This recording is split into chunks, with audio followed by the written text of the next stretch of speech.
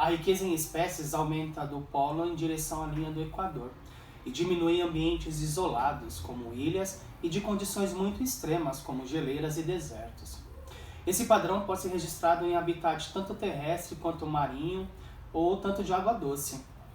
Em regiões tropicais, o número de espécies raras é tão grande que dificilmente se consegue uma amostragem que permita o seu levantamento, mesmo que muitas ainda não sejam conhecidas pela ciência.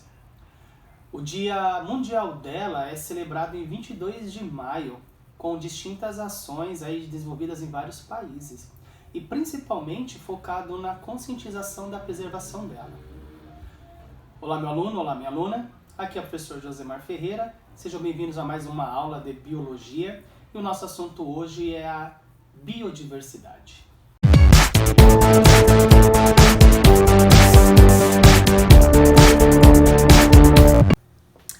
Não tem como começar a falar de biodiversidade sem falar nos componentes que formam, né, que auxiliam, que dão subsídio para toda essa biodiversidade que nós temos.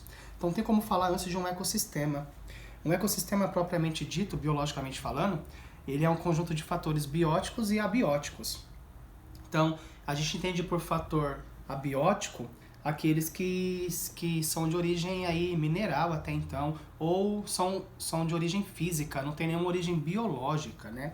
Se eu analisar essa imagem que está aí para vocês, a gente pode ver que os componentes abióticos, né? O sol, os gases, a água, os sais minerais, eles todos vão dar subsídio para que os componentes bióticos, né, que tenham vida, consigam aí permanecer nesse ambiente. Então um depende do outro. Se eu fosse analisar um ecossistema e colocasse, tentar identificar quem são os fatores bióticos e abióticos, talvez ficaria mais fácil o entendimento. Então vamos imaginar um ecossistema aquático, né? Vamos imaginar um oceano. Se eu pensar quem são os organismos vivos ali, quem forma os fatores bióticos, eu vou ter peixes, vou ter algas, vou ter inúmeros seres vivos que compõem esse ambiente. Mas ele vai ser nada se não tiver os fatores abióticos que estão ali também presentes. Então, se eu imaginar a água é um fator abiótico e ela é de total importância para que os fatores bióticos consigam manter todo o seu ciclo.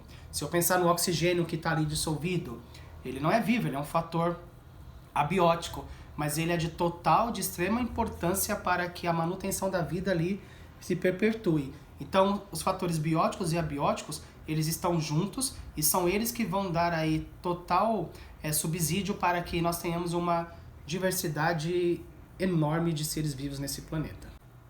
Agora, o que é biodiversidade, né? Esse termo biodiversidade, também pode ser chamado de diversidade biológica, ele descreve a riqueza e a variedade do mundo natural. As plantas, os animais, os micro-organismos, eles fornecem alimento, remédio e boa parte da matéria-prima industrial consumidas pelo ser humano nesse planeta.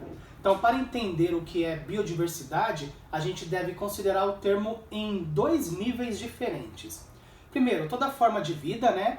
Assim como os genes contidos em cada indivíduo e as inter-relações, né, ou ecossistemas na qual a existência de uma espécie afeta diretamente muitas outras, né? A diversidade biológica está presente em todo lugar, no meio dos desertos, nas tundras congeladas, nas fontes de águas sulfurosas, né? Vai ter muita variedade de vida. A diversidade genética, por exemplo, né, das plantas, né, ela possibilita a adaptação desse ser em outros ambientes, assim também como a diversidade genética dos animais possibilita a adaptação dele em outros ecossistemas, né? Se eu pegar as plantas, por exemplo, né, elas são a base do ecossistema. Como elas florescem com mais intensidade nas áreas úmidas e quentes, a maior diversidade é detectada então nos trópicos, como é o caso das florestas, Amazônia, a Mata Atlântica, né? E aí essa diversidade genética e essa fácil proliferação nos ambientes quentes permite a excepcional vegetação que nós temos nesse planeta. Será que dá para calcular quantas espécies existem no mundo? Bom, é um trabalho bem árduo, né? Não tem cientista suficiente para fazer isso, né? Mas não se sabe ao quanto, né, o quanto de espécies vegetais e animais existem nesse planeta. As estimativas, assim, por baixo, falam que mais ou menos entre 10 e 50 milhões de espécies. Porém, olha só que louco, né? Até agora, os cientistas conseguiram classificar, né, e dar nome somente a 1,5 milhão dessas espécies. Entre os especialistas, né, dessa área, eles consideram o Brasil como o país que é chamado de megadiversidade.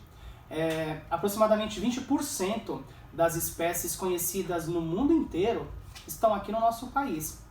E aí isso é bastante divulgado, por exemplo, o potencial terapêutico que as plantas da Amazônia têm.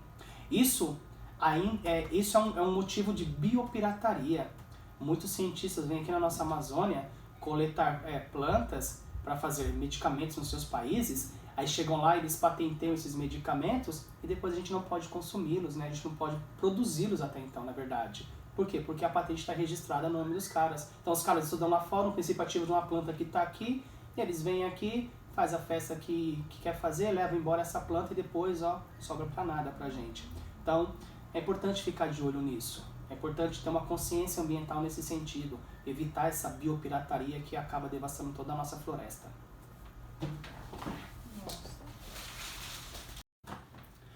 Porém, a gente tem um problema.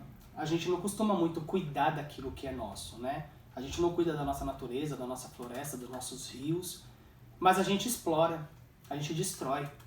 Então, existem vários fatores que podem ameaçar a nossa biodiversidade, né?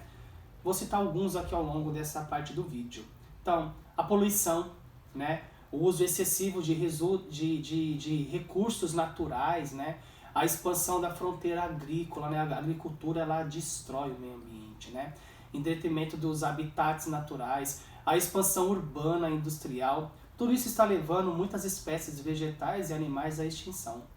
Porém, eles não dão lucro, né? Então, eles não são importantes. A cada ano, aproximadamente 17 milhões de hectares da floresta tropical são desmatados. As estimativas sugerem que, se isso continuar, entre 5 e 10% das espécies que habitam as florestas tropicais poderão ser extintas dentro dos próximos 30 anos. Quem está preocupado com isso? A sociedade moderna, particularmente, né, os países ricos, desperdiçam grande quantidade de recursos naturais. A elevada produção e o uso de papel, por exemplo, é uma ameaça constante aí às florestas, né, às árvores, né? A exploração excessiva de algumas espécies também pode causar a sua extinção, né, a sua completa extinção. Por causa do quê? O uso da medicina. O uso medicinal, por exemplo, do chifre dos rinocerontes em Sumatra e em Java, por exemplo, esse animal foi caçado até o limiar da sua extinção. A poluição é outra grave ameaça à biodiversidade, né? Na Suécia, a poluição e a acidez das águas impede a sobrevivência de peixes e plantas em 4.000 lagos do país, né? A introdução de espécies animais e vegetais em diferentes ecossistemas, né? Ou as espécies exóticas, que podem ser espécies exóticas invasoras, por exemplo, também pode ser prejudicial. Por quê? Porque ele vai acabar colocando em risco a biodiversidade de toda uma área da região ou até do país. Tem um caso bem conhecido, que é o da importação do sapo cururu pelo governo da Austrália, né? Ele foi importado com o objetivo de controlar uma peste que acometia as plantações de cana-de-açúcar no nordeste lá da Austrália. Só que esse animal ele se revelou um predador voraz de répteis e anfíbios da região.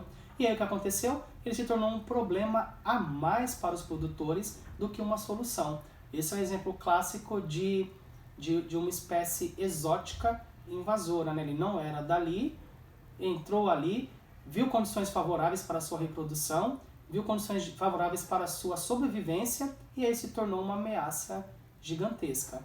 Então, a biodiversidade ela é ameaçada de todas as formas. Porém, assim, nem tudo está perdido, né? Existe uma convenção da biodiversidade biológica.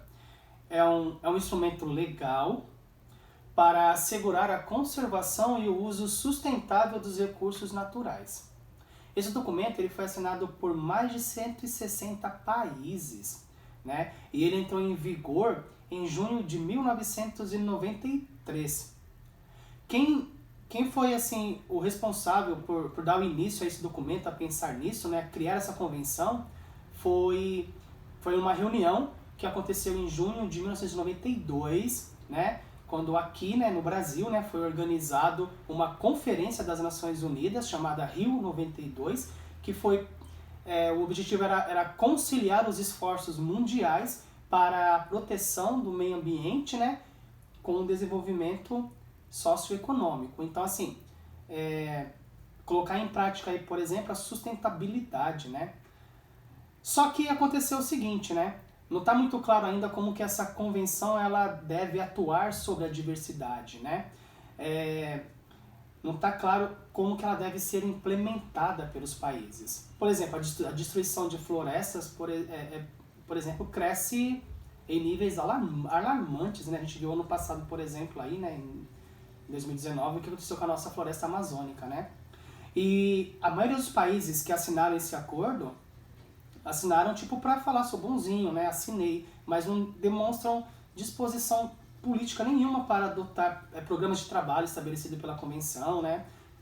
Cuja meta é assegurar o uso adequado de proteção desses recursos naturais, né? E os caras não estão muito nem aí. Bom, galera, esse foi um pouquinho de biodiversidade para vocês. Queria que vocês entendessem um pouquinho do que acontece aí com aonde ela está localizada, como que ela é formada, o que é isso, né? Quem cuida, quem não cuida. Espero que você tenha entendido, compreendido o assunto. Eu aguardo vocês numa próxima aula de biologia. Até a próxima.